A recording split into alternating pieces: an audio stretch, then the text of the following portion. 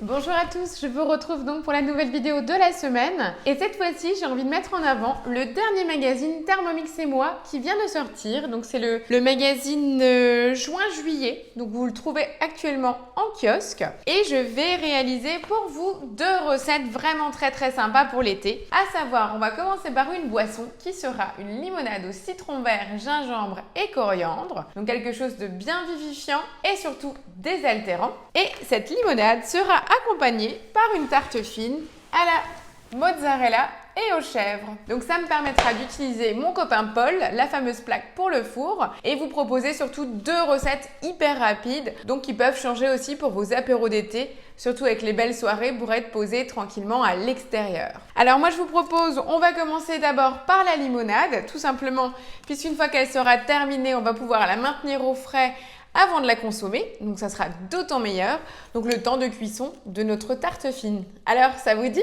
Donc pour la recette de la limonade, vous verrez, c'est vraiment extrêmement simple. Donc c'est une recette que je vais réaliser en manuel et surtout, vous allez pouvoir donc la réaliser quel que soit le modèle de Thermomix. Alors pour cela, il me faut le zeste d'un citron vert. D'accord? Donc j'ai mon citron vert que j'ai déjà pelé. Donc là, je mets le zeste d'un citron vert, 10 g de gingembre frais, 5 brins de coriandre fraîche. Donc je mets tout ça dans mon bol. J'y rajoute 50 g de sucre roux. Première étape. Je vais mixer le tout 10 secondes à la vitesse 10. Voilà, donc là j'ai la base du sucre aromatisé avec le zeste et la coriandre. Je vous dis pas les arômes avant d'ouvrir. Magique. Alors regardez ce que ça donne.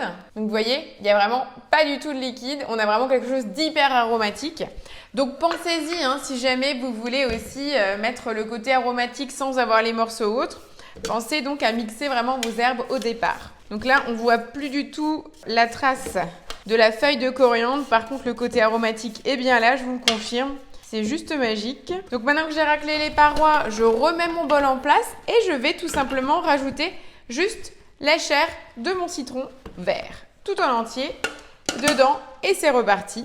À nouveau, cette fois-ci pour 20 secondes à la vitesse 10. Fabuleux. Donc voilà, les 20 secondes sont passées. Là maintenant, je vais rajouter 100 g d'eau. La recette, c'est avec 600 g d'eau. Donc après, à vous de voir si vous avez envie d'avoir le côté limonade, donc avec le côté gazeux. Donc là, je rajoute juste 100 g d'eau. Je mélange le tout pour récupérer toutes les saveurs. Bon, j'étais généreux, j'ai mis 200 g quasiment. C'est pas très grave. J'aurai encore 400 g donc à rajouter. Après, selon les choix, donc aux plates ou aux gazeuses. Donc si jamais vous voulez rajouter de l'eau gazeuse, ça sera après uniquement dans le pitcher pour ne pas perdre les bulles.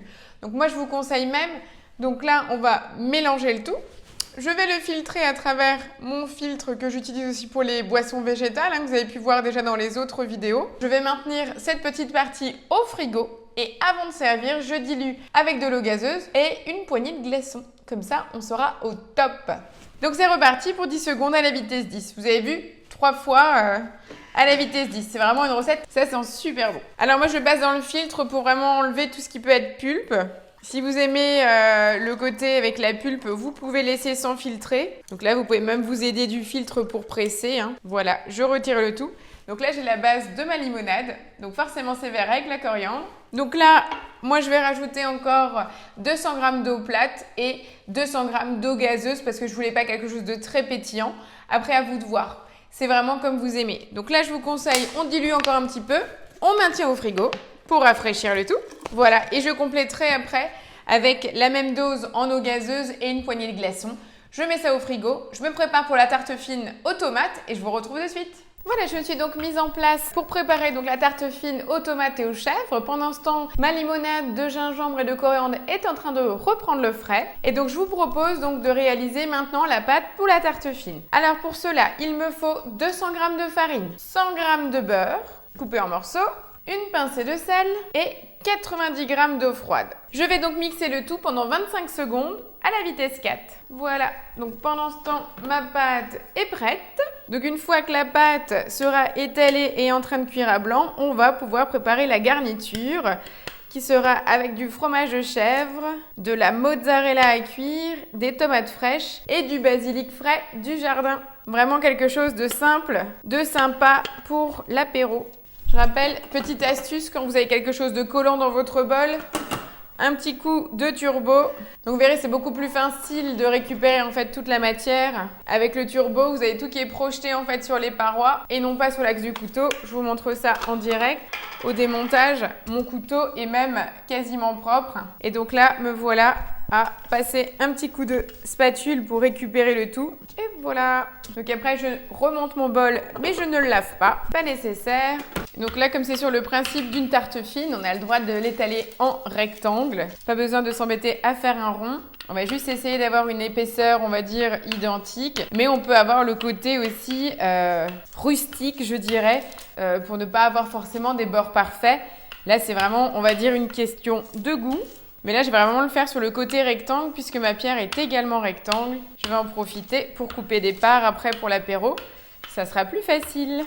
Le four est chaud, c'est nickel. Voilà, là on a quelque chose d'assez uniforme. J'ai pas fait en fait un bord parfait parce que j'aime bien aussi le côté rustique. Et donc maintenant, avant d'enfourner, je vais juste piquer ma pâte avec une fourchette. Voilà, je fais des petits pics un peu partout pour éviter qu'elle gonfle. Et je vais donc la cuire à blanc pendant 10 minutes à 180 degrés. C'est parti donc pour 10 minutes de cuisson et pendant ce temps, je vous propose qu'on continue la garniture. Donc maintenant qu'on a mis la pâte à cuire à blanc au four pendant 10 minutes, je vais mettre tout simplement mes 200 g de fromage de chèvre. Donc c'est une bûchette de chèvre classique, hein, c'est pas du fromage frais. Donc 200 g dans mon bol. Je vais y rajouter une petite échalote. Voilà, c'est une toute petite échalote. Dans le magazine, il propose des oignons nouveaux. Je n'en avais pas, donc je remplace tout simplement. Et je vais mixer 20 secondes à la vitesse 5. Donc on obtient comme un appareil, c'est l'objectif, puisque là je vais racler le tout. Je vais nouveau le réserver dans mon bol, puisque ce fromage de chèvre mixé avec l'échalote, je vais le tartiner sur ma pâte pré-cuite. Je vais y disposer mes rondelles de tomates et je vais encore la garnir de mozzarella. Et c'est aussi simple que ça. D'ailleurs, je vous parlais de basilic, c'était plus pour la déco. Rien ne vous empêche également d'intégrer en fait des feuilles de basilic fraîches directement dans le mélange chèvre, échalote ou oignon nouveau, comme vous le souhaitez. Moi, vous voyez, j'ai envie de tester des recettes. J'ai pas forcément 100% des ingrédients. C'est pas pour autant que je vais m'empêcher de la faire, hein. Ça reste de la cuisine. On n'est pas sur de la pâtisserie, donc on peut se laisser vivre. Voilà. Et toujours pour optimiser mon temps, maintenant que j'ai déjà préparé la base chèvre pour tartiner, je vais encore mixer ma mozzarella. Donc c'est la mozzarella à cuire, hein, tout simplement. Donc ce n'est pas celle qui est dans son jus. Et j'ai 150 g de mozzarella à cuire que je vais mettre dans mon bol. Je l'ai coupé grossièrement et je vais le mixer 5 secondes à la vitesse 5. Voilà, regardez la mozzarella au bout de 5 secondes. Donc pareil, je transvase. J'ai juste pris de l'avance. Comme ça, le temps que ça cuit, je peux déjà enchaîner ma vaisselle si je le souhaite. Voilà, donc on va patienter en fait la cuisson des 10 minutes et je vous retrouve pour le garnissage. Voilà, donc je vous retrouve après les 10 minutes de cuisson à blanc de ma pâte. Voilà, donc une fois qu'on a sorti la pâte, j'ai laissé un tout petit peu refroidir quand même et je vais maintenant étaler directement sur le dessus. Donc le mélange chèvre, échalote pour ma part ou oignon nouveau, là vous faites selon vos goûts. On va dresser ça sur la pâte avant de la garnir des rondelles de tomates. Donc j'ai déjà préparé, hein, on en a à peu près l'équivalent de 5-6 tomates. Tout dépend après de la taille. Voilà, donc je vais étaler ça. Ça changera de la tarte flambée, on est en version été.